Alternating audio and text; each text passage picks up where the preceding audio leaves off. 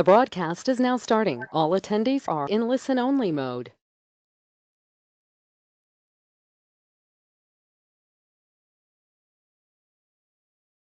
All right, welcome everybody to the Wyoming Women's Business Center's 2018 webinar series. Today's presentation is on Money Class 101. And I'm Christine Langley, a business counselor here at the WWBC, and I'm going to be your moderator today. You'll notice the GoToWebinar control panel on the right side of your screen. I want to call attention to both the questions panel as well as the chat panel. If you have any questions or comments, please use these panels to communicate with us during the presentation. This webinar is being recorded and it will be available on our YouTube channel. So you can just go to the youtube.com and type in Wyoming Women's Business Center. Make sure you subscribe and check out our other webinars that we've had in the past. You can also visit our website at www.wyomingwomen.org or look for us on Facebook. So immediately following this presentation, a survey is going to launch. I'd ask you to please complete the survey because it provides us valuable information for not only us, but also our funding partners. And right now, all participants are muted just to minimize background noise. So once again, if you have any questions or comments during the presentation, just go ahead and type them into that chat box or the questions panel, and we'll get back to you.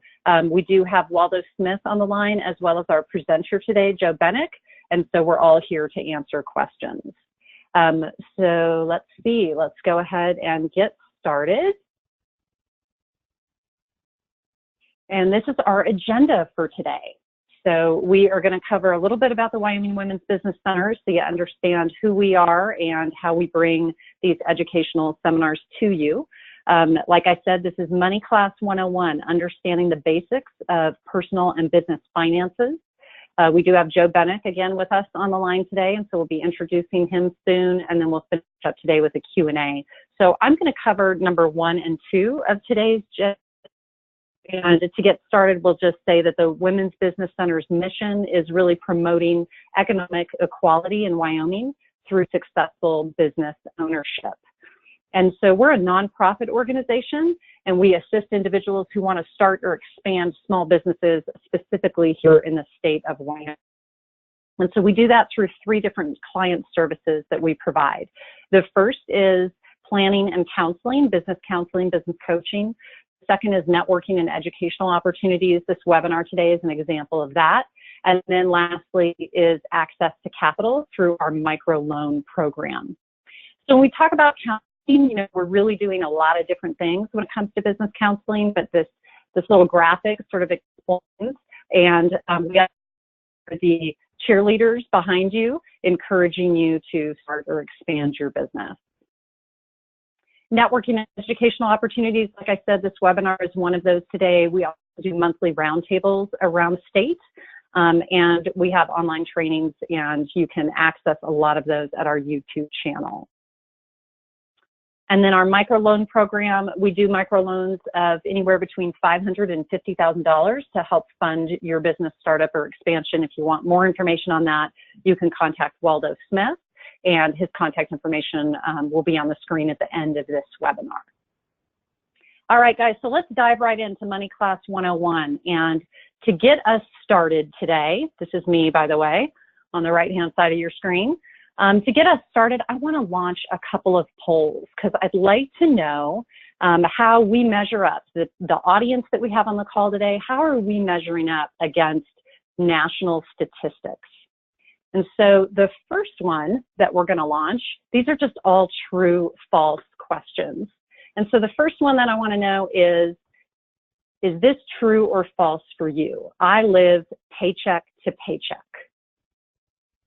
Yes or no?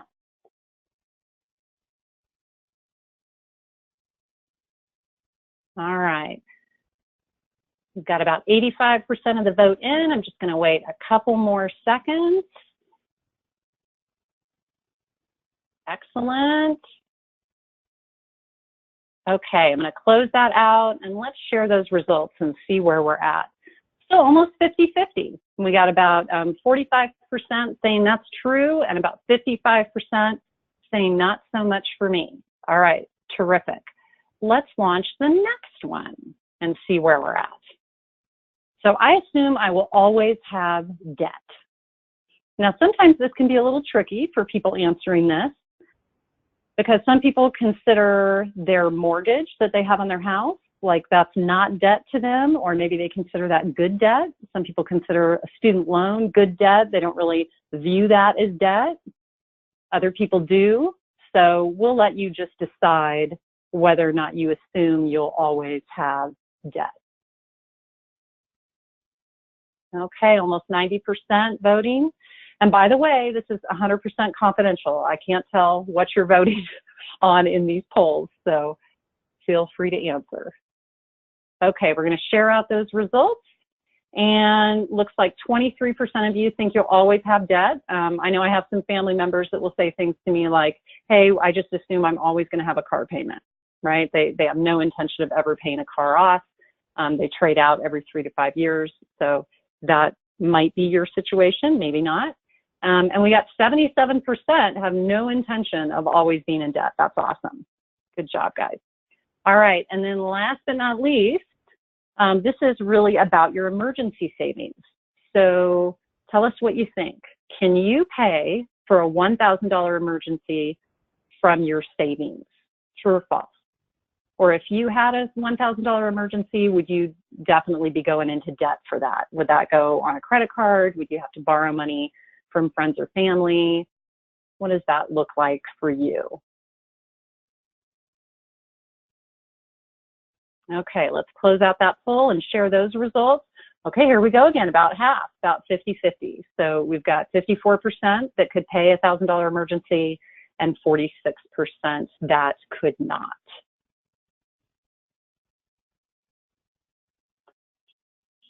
Okay.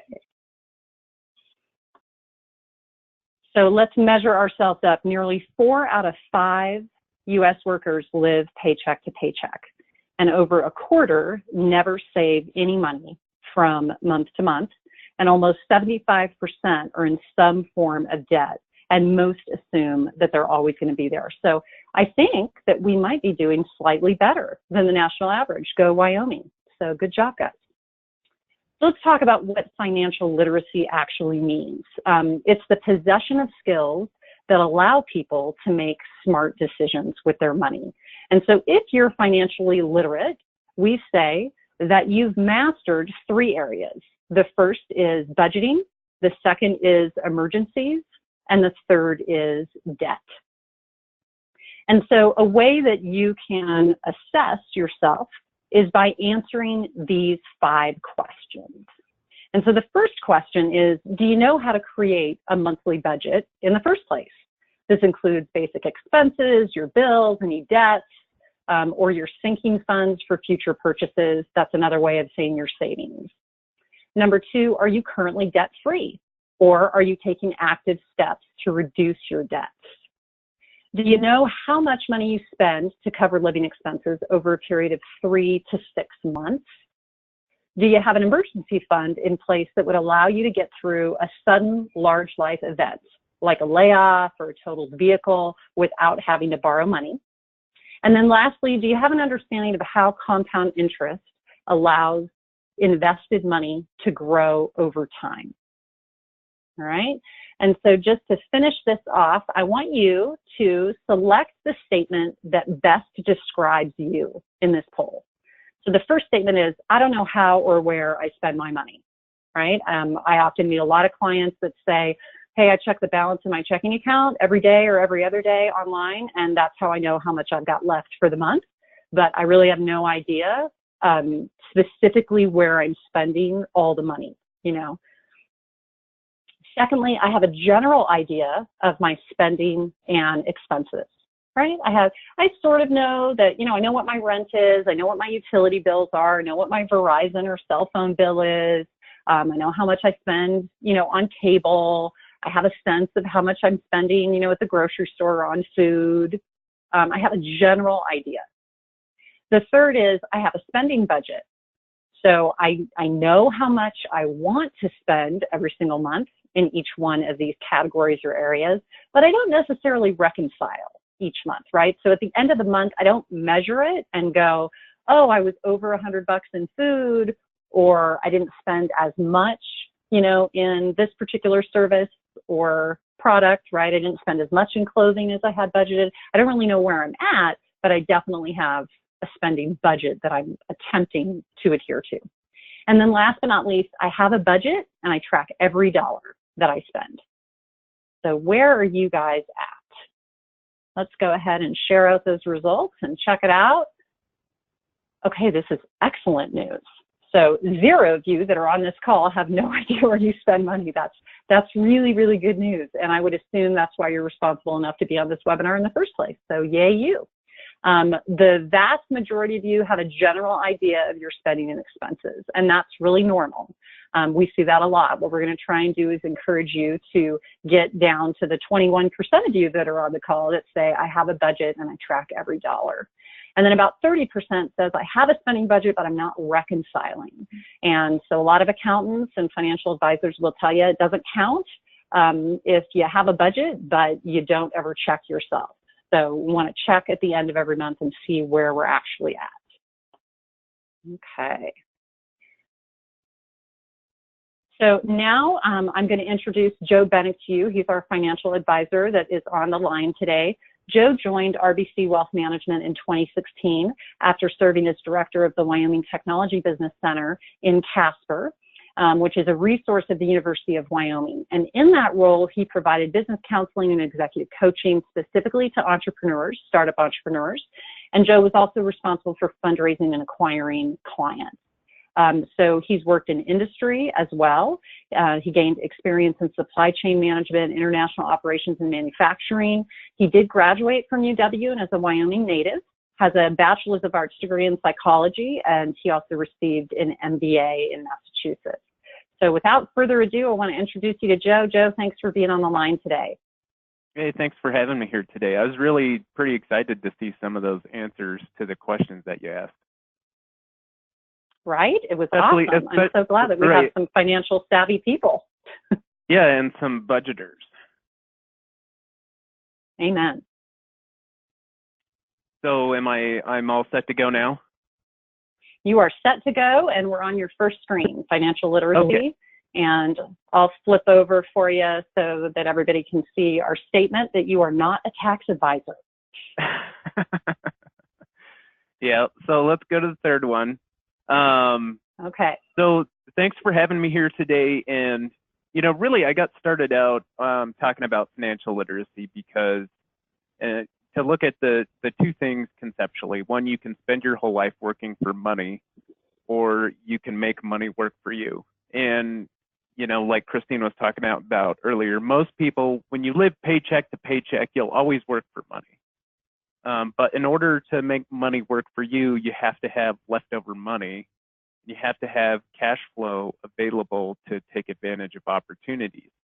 And so when I talk about this concept of having your money work for you, really, when I started talking about financial literacy, what I found is a lot of people didn't really have some of the basic understandings. And so I had to kind of take a step back and talk about how do you position yourself in a way where at some point in life you can have enough cash to start making it work for you.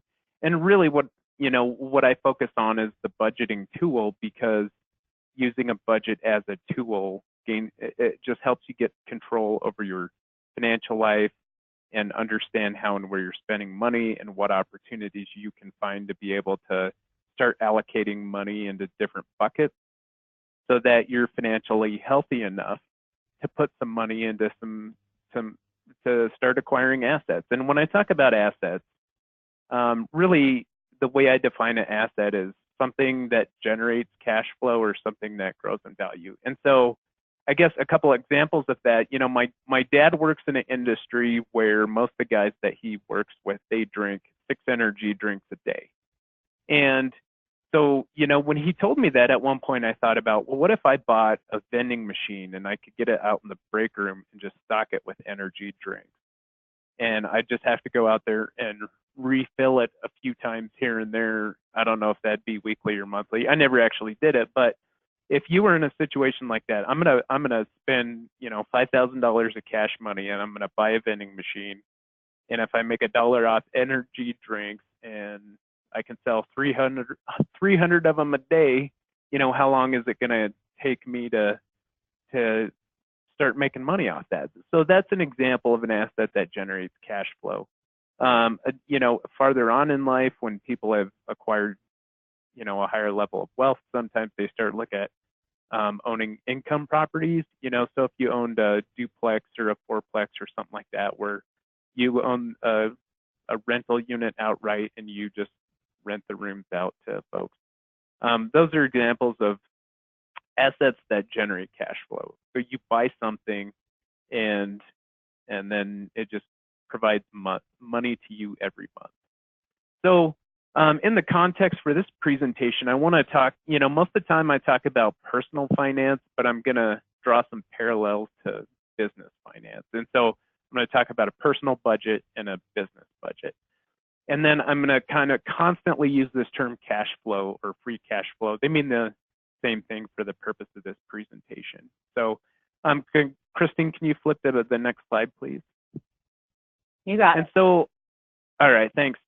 So these two charts here, and this is an example of a married couple with no kids, and their net income is $80,000 a year, which means they have $6,667.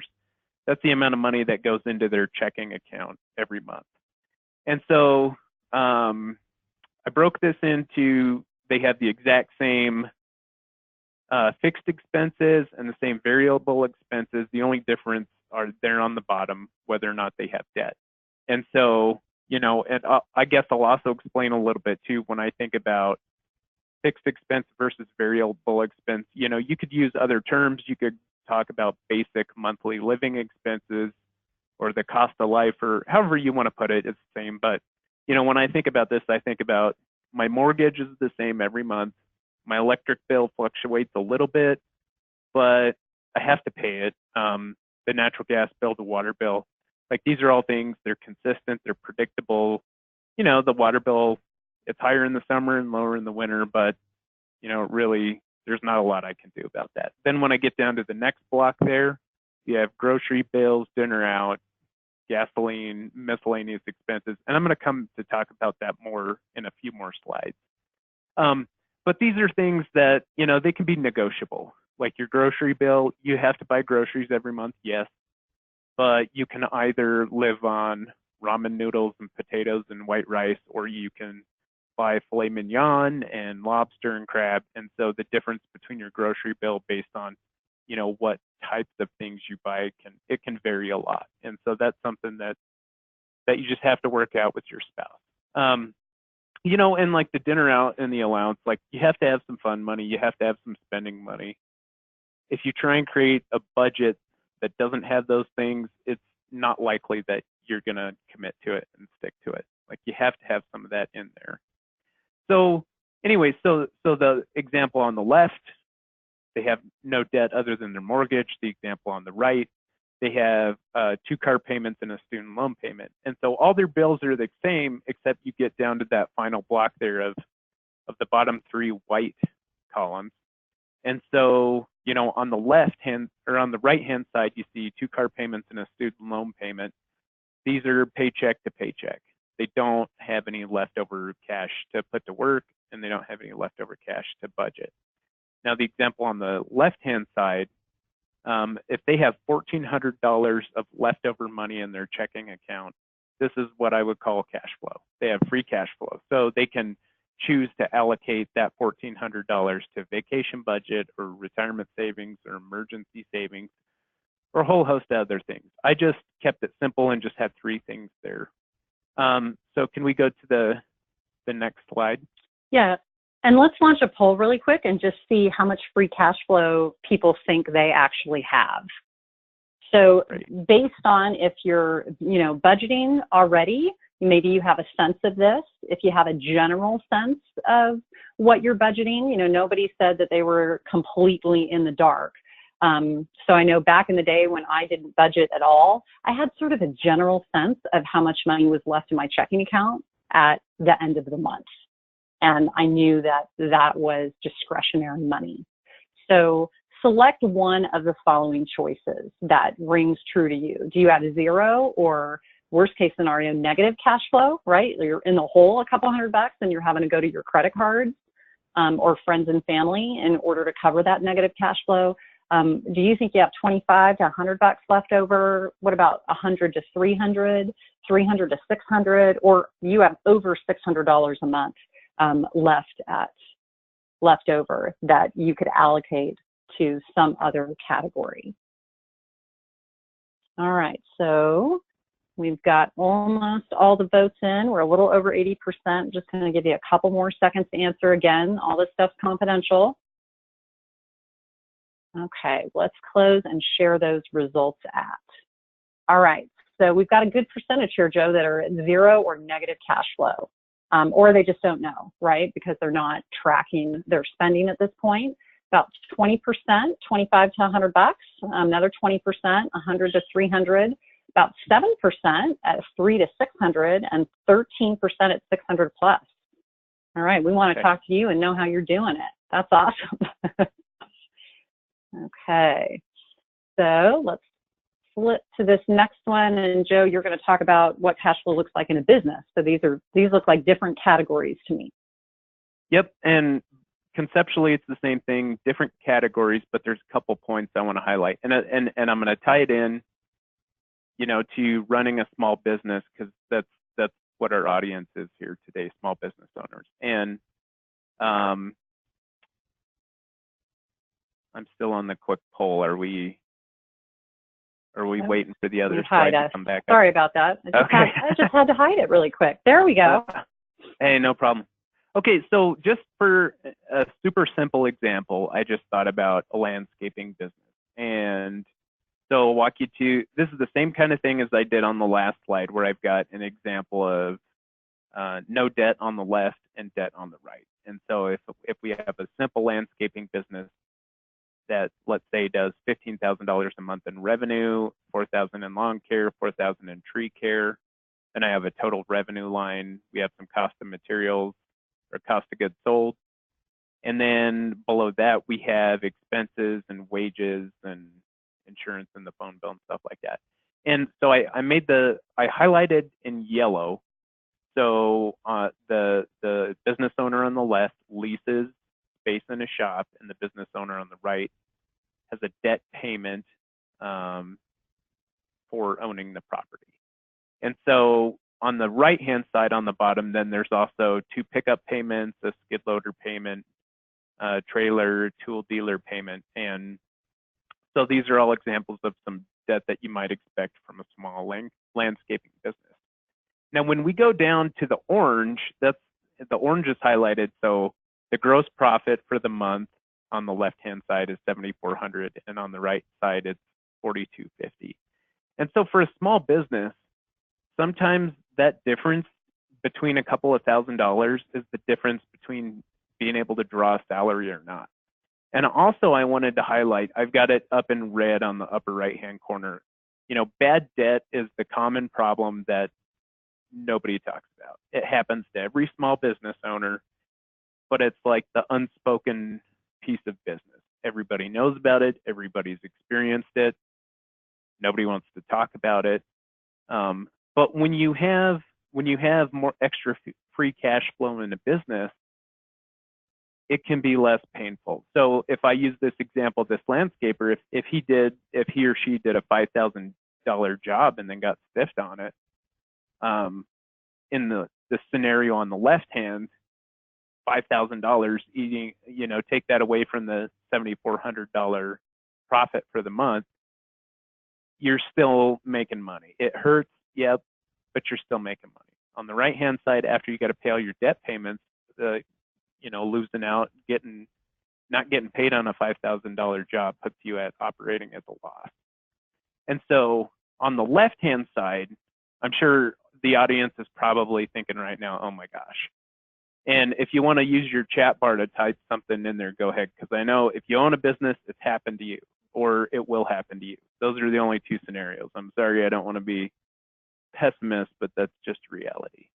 So anyways, So over there on the left-hand chart, all the way on the bottom, I have the tool budget and the new vehicle budget and the new equipment budget. And so this extra money is just the difference between, so if I take the gross profit on the left and then I subtract the gross profit on the right from the left, that's the dollar difference.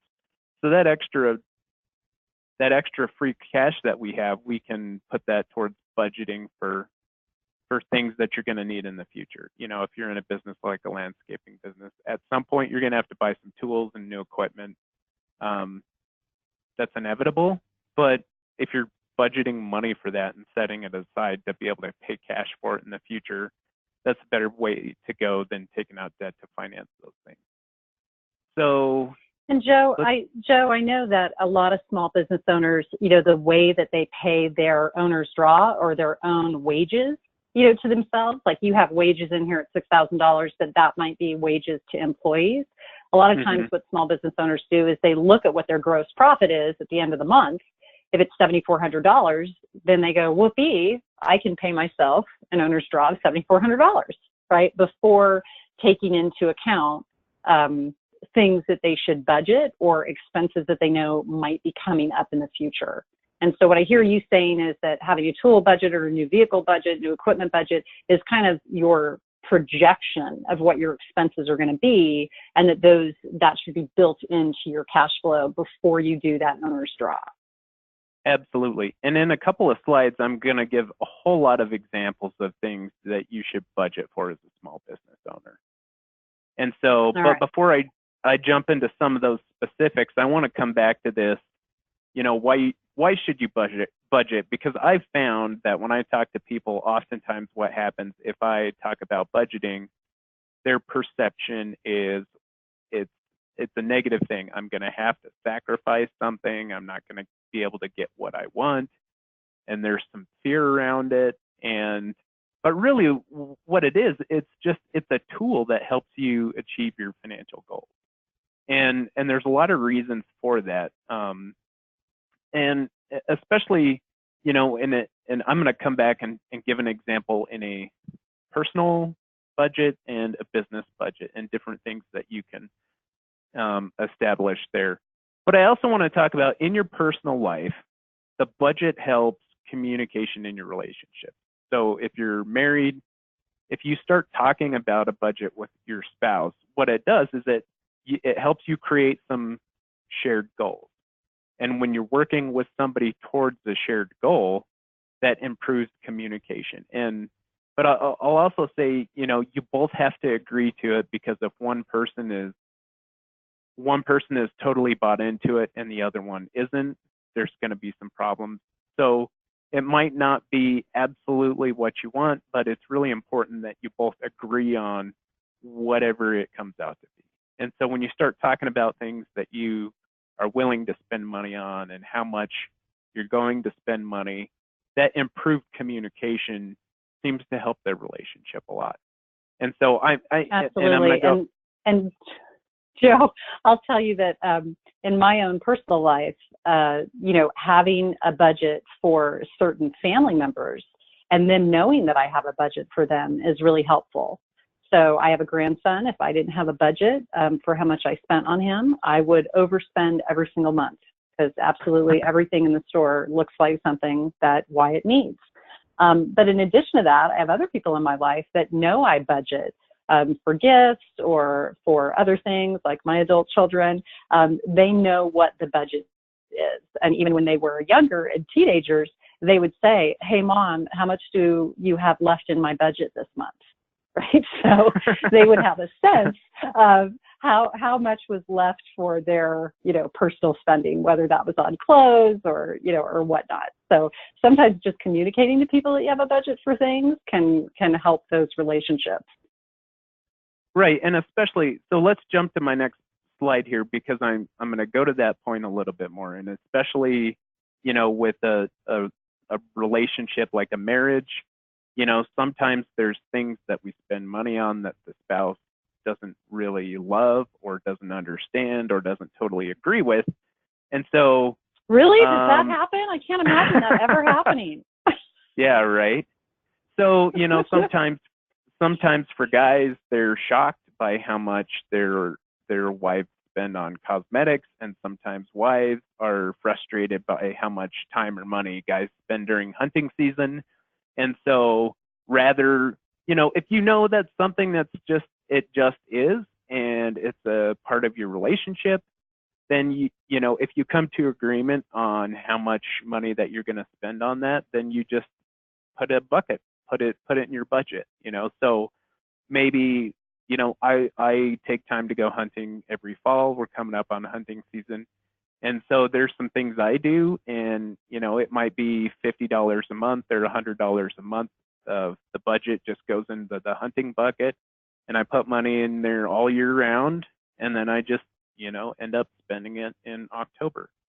And my wife has some I don't remember the brand now. Anyways, I recognize that when the boxes come on the porch, and she has money that goes into that bucket, and it's fine, and that's her money to do that. And if you guys have some other areas in your life where you can call it like your guilt-free bucket, or like money for squandering bucket, as long as you decide how much money a month is okay to spend on that, that's fine, as long as you're agreeing to it.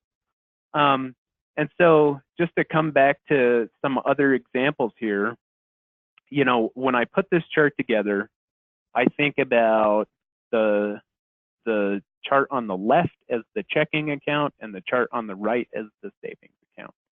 And so when you have your monthly income come into your checking account, you're going to pay your mortgage every month. If you have debt payments like student loans or auto loans or whatever, you got to make a payment on those as well. And you're going to write a check to your electric bill and your natural gas bill and your water bill, and you're going to go down and pay for all those things that happen every month, and there's just nothing you can really do about it. And then you get to your discretionary bills. You're going to buy groceries. You got to have a little fun money there.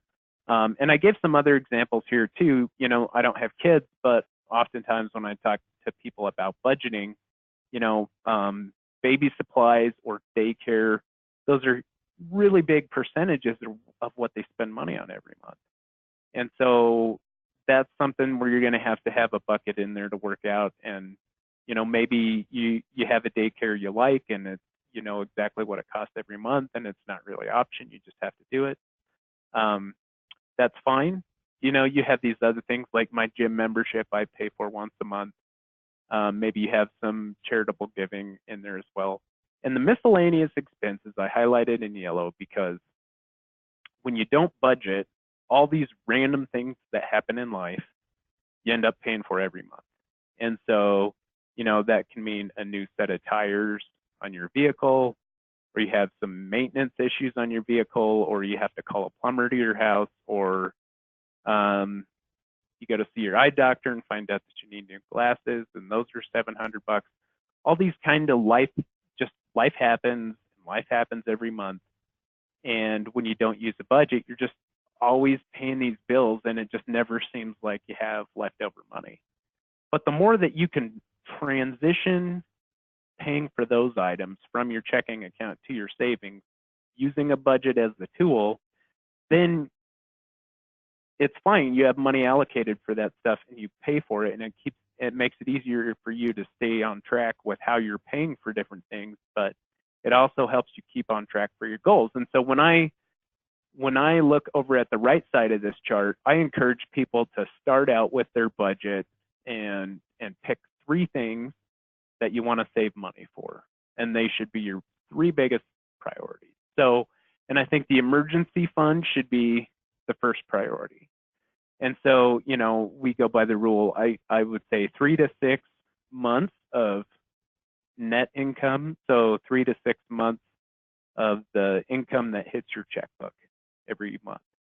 And so once you have that money saved up, if you get to the point where you have 6 months of emergency money, then you don't need to put any more money in your emergency fund. Then that cash you can start using for other things. So, if you've never budgeted before, I don't think you should start with more than 3 things, because if it's too complicated, then you may not stick with it. But if you just start out with 3 and they're all achievable goals, you'll start to see results. And the more you start to see results, the more it kind of, you get excited about it and you get more encouraged. And so some other examples here. Go ahead, Christine. Oh, I was just going to say, so really what we're looking at is just a list of categories. Often when people, start to do a budget, they can't come up with all of the different categories that they should be identifying, in the beginning. So, your mortgage payment, your, food budget, your car payment, these are kinds of obvious things. But I think what you've put together is a list of things that maybe we don't think about and we get surprised by. Right. And some of the stuff, Christmas happens the same time every year, and it's an easy thing to budget for. So if you and your spouse sit down and say, what do we think a reasonable amount of money that we want to spend on gifts for family and friends every Christmas? Let's say you pick the number $1,200. That's reasonable to buy all the Christmas presents we're going to buy. Then you need to save $100 a month and put that away every month so that you're paying cash for your Christmas presents. And then once you've hit $1,200, you stop spending money. And Christmas is one of those things where you can kind of have budget creep. That's what I call it. Because it's easy to, hey, I got my wife these couple of things. They're really cool. And then one day I saw a sale and I thought this was really neat and she'd love this too. And I want to make her happy. And it's easy to go overboard with that stuff. But the other thing about it too, if you just start out with a couple of priorities that you're budgeting money for, then when these life events happen every month, I had to buy new tires last month. That was, $800 I wasn't counting on. Well, maybe we should add that to the budget. How many years are these tires going to last? And if I'm going to get a couple of years out of them, then, is it $50 a month? So the next time I need new tires, there's just that money sitting there and we don't have to use the credit card, whatever it is. And a lot of these things that happen in this personal budget, it's just some event happened, you had to pay more money than you were anticipating. You didn't have any cash saved up specifically for that. And so you decided to add an extra bucket to put money in. So it's really, your budget's like a living, breathing thing, right? And you're going to discover, more and more categories or things that you could be, budgeting for as you get into it. So it doesn't have to be perfect in the beginning. The point is you come up with the categories that you know right now, and then different things will come up and, more expenses might hit your miscellaneous category, and then you discover what you need to do. So, yeah, so absolutely. based on that, let's launch a poll really quick and just find out from everybody, what was the last expense that surprised you and maybe created some debt for you, right? It had to go on a credit card. So Joe already gave the example of vehicle expenses, right? You had tires or you had a major car repair. Or I know some years, I get that little postcard in the mail for my car registration. And I go, oh, right, registration this month, darn it. Your insurance, maybe your insurance is due every 6 months or you pay it annually. Not everybody is on a monthly schedule, like for their vehicle insurance. So is that a surprise bill for you? Or was it travel? Was that the last thing that came up? Did you have some emergency travel that you had to do? Somebody got sick or you had a funeral that you ended up attending, and that wasn't money you were planning on spending, but it is what it is. Family comes first, and you had to put that on a credit card. Any gifts that you weren't anticipating? I know every time at this point, when my daughter gets invited to a wedding or God forbid gets asked to be in someone's wedding, she's like, oh my gosh, I have to budget $1,000 to be in this wedding. Thank God I know a year in advance between all of the expenses that are going to come up from participating. Or was it a medical? A lot of times people get into trouble with medical costs that they weren't anticipating, and that's not a savings bucket that they have. Was it friends and family, or was it something else? So what's the thing that surprised you? Okay, we've got almost all the votes in. I'll just wait a couple more seconds. Thanks, everybody, and let's take a look.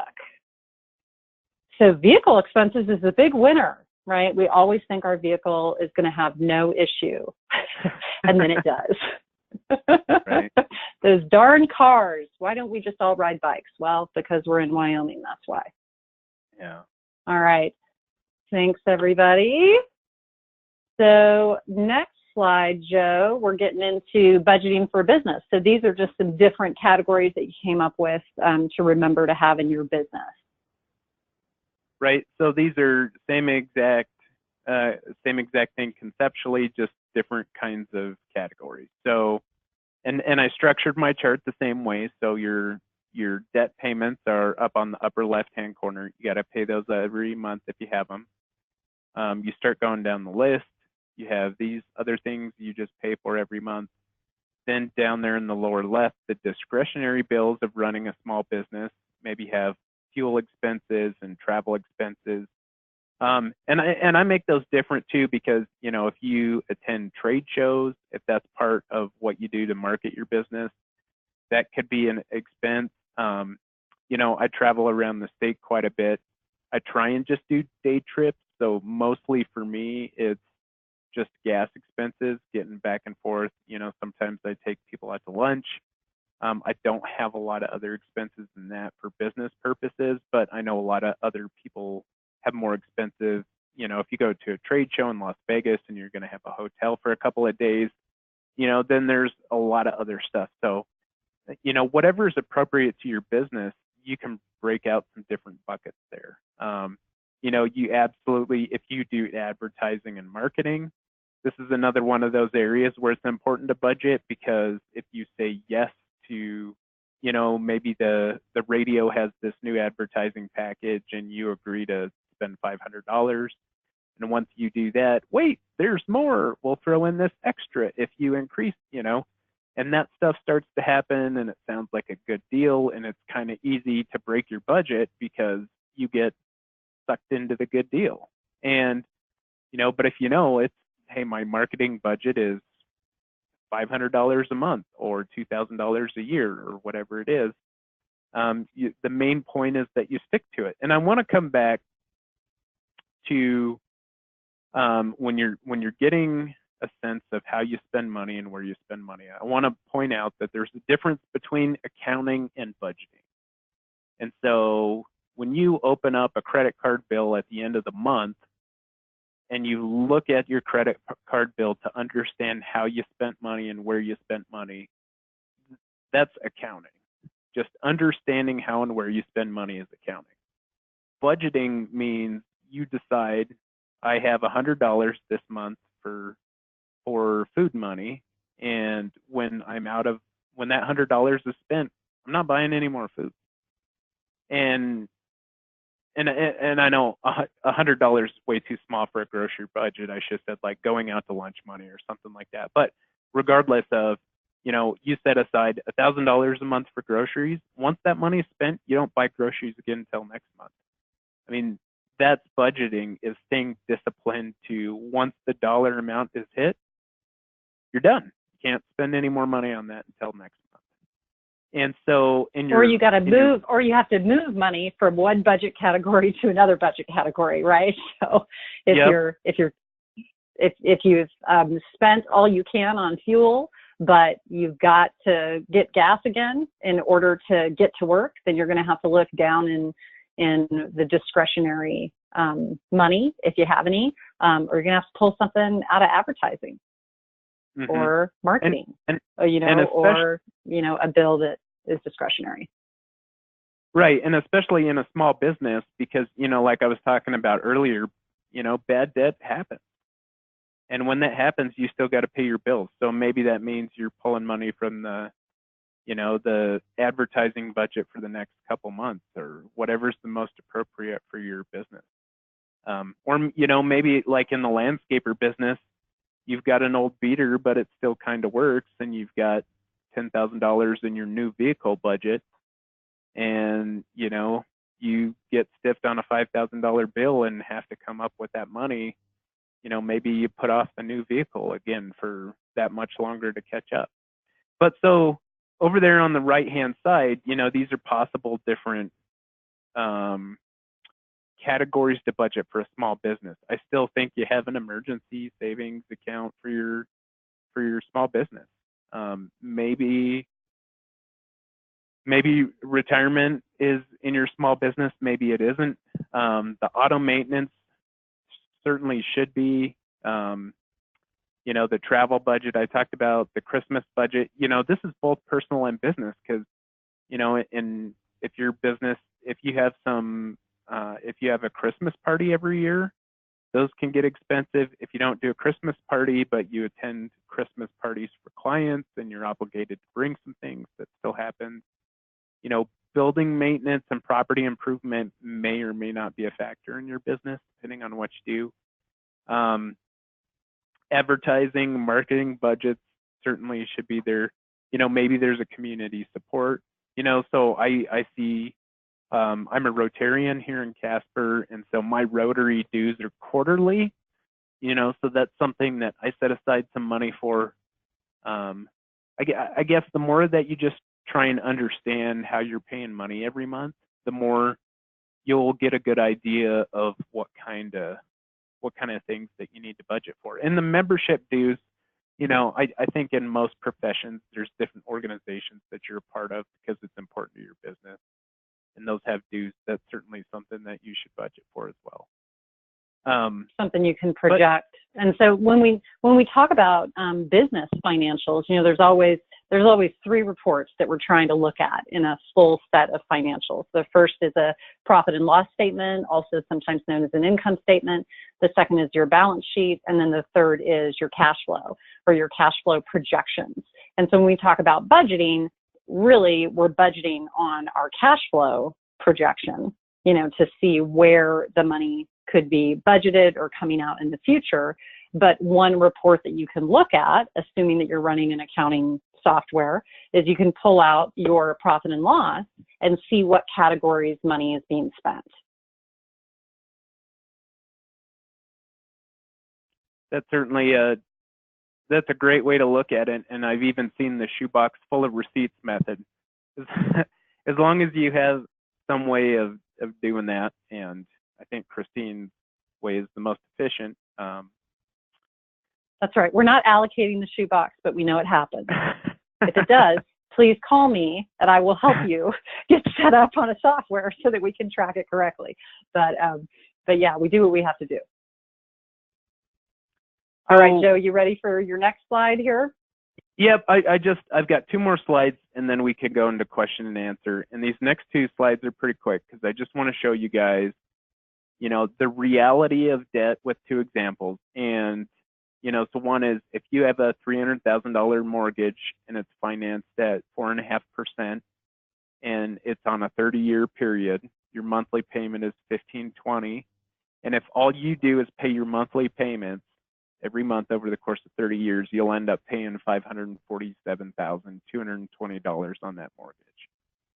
And a student loan example, if you have $50,000 in student loans financed at 7% and the loan period is 20 years, if you just make the monthly payments, by the time you pay that off, you'll be in a little over $93,000. So there's a cool link on there that interest.com, they have a calculator on there where you can just run a couple of scenarios, and it's shocking to see the difference between, well, what if I just rounded up on my mortgage? If my mortgage is $1,520 a month, what if I paid $1,550? How much would that extra $30 a month make? And on a 30-year mortgage, it's shocking how much that saves you in the long run. So go check it out, play around a little bit, because I think most people can make an extra $20 or $30 payment on their mortgage. But I think that's just a fun tool. I think it's worth a little bit of time to go check out because it's eye-opening how much money you save by just paying a little bit more every month. And it doesn't have to be. I was going to say, if you're finance geeks like me and Joe, then play around with these calculators. Right. And it doesn't have to be for a mortgage. That tool allows you to change the time period. So you could go from a 30-year mortgage to a 10-year student loan or a 5-year auto loan, whatever. You can plug in all the numbers there and it'll adjust and show you how much money you save over the life of the loan. And so, right, if you're in debt, if you have credit card debt, this calculator, could also show you how much you're actually spending if you're not paying off that credit card every single month. that's an eye opener. I know. And so finally, it's scary. yeah. And so my last slide here, because we've Okay, wait. I have another poll. I have another poll because we love to know. Oh, that's right. This is my favorite one. So how well do you know your debt? So what is the interest rate of your largest debt, personal or business, right? So maybe for a lot of people, it's their mortgage. That's their largest debt, or maybe you don't consider your mortgage a debt because you're just going to make 30 years worth of payments and you're good to go from there. In which case, what's your next largest debt? Is it a vehicle? Is it a student loan? I know Joe and I run into people all the time. It's just incredible. They have over $150,000 in student loans. So select one of the following for me. Do you not know at all what the interest rate is? You're not keeping track, of the interest rate? Are you between 1% and 7%? And the reason that I picked that is because I think if you have debt that is being financed under 7%, it's somewhat reasonable. If you're on a business loan, if that's the answer for you, between 7 and 10% could also be reasonable. Once we're up over 10%, 10 to 15%, that's when we want to start asking ourselves the question of, can we do better than that? Is there a way to refinance or do better than that range? And certainly if you're over 15%. So if you're carrying balances on your credit cards and your credit card is, 18 to 22%, something like that. So let's get a sense of where we're at here. We've almost got everybody voting. Good. Okay, let's share that out and see where we're at. What do you think, Joe? Well, you guys are doing way better because most of the time when I talk to people about this, most people don't ever really know what interest rate they're at on any of their debt. Telling you, we're high functioning over here. Yeah, overachiever. Excellent. Okay, power of compounding. Yeah, so everything else I talked about was a little bit different, but we use this term power of compounding. And so I threw the chart up there to illustrate. Over the last 100 years, an annual average return in the market is 7%. So if you were to invest, so putting your money to work for you, $10,000 a year for 30 years, and you did that average, just no better than average, that gets you about $1 million. And so in the first couple of years, sometimes it's hard to get excited. Oh, I saved $10,000 and that money worked for me and I made $700. Whoop-de-doo. It's not that significant. But if you go and look over on the right side from years 22 to 30, that's where your giant leaps come from. And so everybody has to start from somewhere, and it's okay. But when you get down to, you do this for 21 years and you're at 480, and then from 21 to 22, you make these jumps from 480 to 524 to 571 to 622 to 676. Those giant leaps where your money really, that compounding effect happens, it always happens in the last third. So, you have to keep in mind that in order for you to get to that last third, you need to start early. And the earlier you start, the better you're going to be in the long run. So, right. So I know we're going to have. The sooner you budget, then the sooner you're able to potentially have extra cash flow that you can actually invest. And we're at about 3 minutes left, so I want to make sure we've got time for questions today. So make sure you guys are entering any questions. This is Joe's contact information, so you're welcome to jot that down. He's happy to cover anything with you after this as well. Yeah, feel free to call me if we don't get to your question. Okay, and it looks like we've got one question here that says, where can I easily find what my credit card interest rate is online?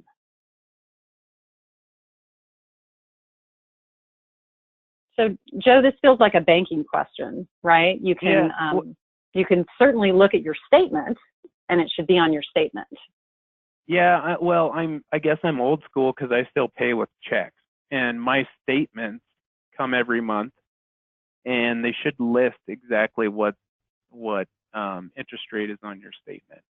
I mean, because it is a regulation that they show you what interest rate you're being at. So I know on the statements that's published, I guess I haven't really ever looked at my credit card online. So I apologize. I guess I'm not a millennial if that's a younger question.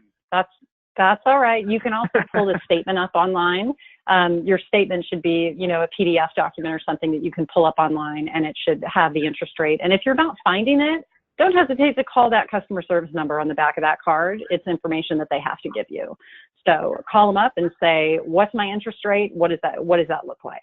It's a great thing to know because it can also help you shop for credit cards. So good question. I want to call your attention to the handouts in this webinar panel to your right. In that handout, it's going to have some budgeting links. And these are 3 of the most popular budgeting software tools that you can use. And so go ahead and download that handout so that you have access to that. All right, and looks like we've got a couple more questions. Oh, Julie, thanks. She is a millennial, guilty as charged, our last questioner. And then another question, I'm selling a rental property. Do I have to reinvest all the profit to avoid taxes or only part of it? So what we call this is a 1031 exchange. So if you sell a rental property, any money that you get from that rental property has to be reinvested through a 1031 exchange into a new property in order to avoid any tax liabilities. Otherwise, you are going to pay taxes essentially on the profit. So the difference between what you sold it for versus what you bought it for. But I'm not a tax advisor, and so I always recommend that you get with your CPA in order to understand that. And then last but not least here, in regards to investment, Joe, do you recommend annuities? That's a really complicated question. Is that loaded? I would say it's really complicated. I have a lot of opinions about it. There's no way I can answer that in 3 minutes. If you want to give me a call, please do. There's pros and cons. All right, Michelle, call Joe. Yeah. That makes sense. That makes sense. All right. So again, just mentioning that handout section that is in your control panel. Make sure you download that. It's going to have some good links for you on there. And again, if you guys need any help coming up with your budget categories or actually launching one of these software programs, this is what we do. So call us. We will help you. We'll help you budget for your business. We'll help you budget personally, because Lord knows that whatever's going on in your personal life impacts your business. Whatever's going on in your business impacts your personal life. The money habits that you have in your personal life end up flowing over into your business. So if there's stuff that you're not great at when it comes to money in your personal life, that's going to show up in your company. It makes sense. You're all the same person, right? So let us help you if you need that help. These are the names and contact information of the business counselors at the WWBC. Like I said, Wall is on the line today. I'm on the line today. And so I just want to thank everybody for joining us. Our next webinar is scheduled for Thursday, September 20th. It's from noon to 1. And the title is Startups, Building Your Team and Hiring the Best. How do you do that, right? When you're a startup company and you might not have very much money. Look for our emails coming up so that you can register for our next webinar. And once again, I want to remind you to take some time after we close this and take that survey. It's going to be launching in a few seconds. And we read every survey. Your feedback's really important to us. If you have any additional questions or need further assistance, again, feel free to contact us. You have Joe's contact information as well. Our business counseling is free, and we're ready and happy to assist you. So thanks, everybody. Have a great afternoon. Thanks, Joe. Thank you.